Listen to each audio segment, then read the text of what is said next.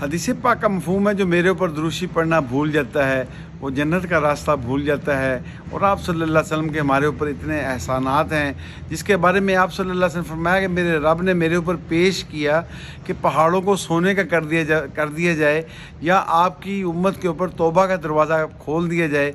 तो आप सल्लल्लाहु अलैहि वसल्लम फरमाया जिसका मफ़हूम ये है कि मैंने उस तौबा के दरवाज़े को पसंद फरमाया, अल्लाह ने वो दरवाज़ा मुझे दिखाया तो उसकी मुसाफत जो थी, दरवाज़े की जो चौड़ाई थी वो 40 साल की मुसाफत के ऊपर थी और वो उस वक्त तक खुला है जब तक कि सूरज मगरब से तुलू ना हो जाए। और आप सल्लल्लाहु अलैहि वसल्लम ने कितनी मुशक्क़तें उठाई। आपने फरमाया कि मेरी मुशक्क़तों को याद कर लेना, जब तुम्हारे ऊपर कोई मुशक्क़त आए तो सारे नबियों की फ़िक्रों को, गमों को इकट्ठा कर लिए जाए, मेरे गम बढ़ जाएंगे।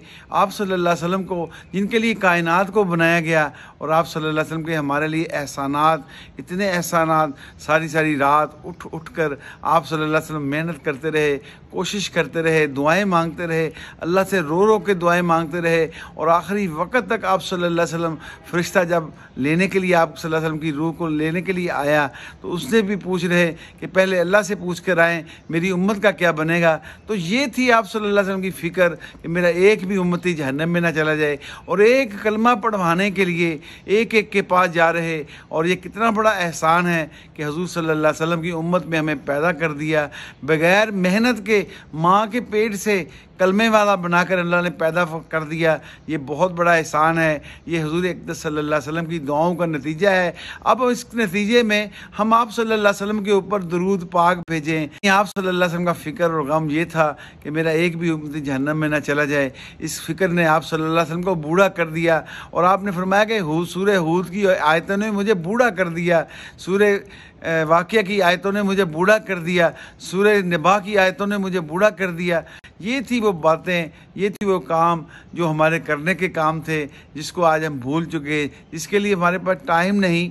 ये और इसीलिए आप सल्लल्लाहु अलैहि वसल्लम फरमाया कि मेरी उम्मत सारी जन्नत में जावेगी मगर जिसने इनकार कर दिया। अर्ज़ की या नबी अल्लाह, इनकार से मतलब क्या है? फरमाया जिसने मेरी सुन्नत को छोड़ दिया उसने मेरा इनकार कर दिया।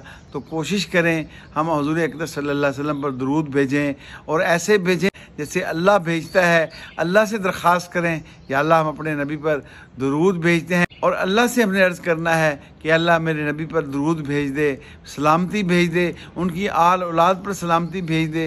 आप हम सबको अमल की तौफीक नसीब फरमाए। बहुत शुक्रिया।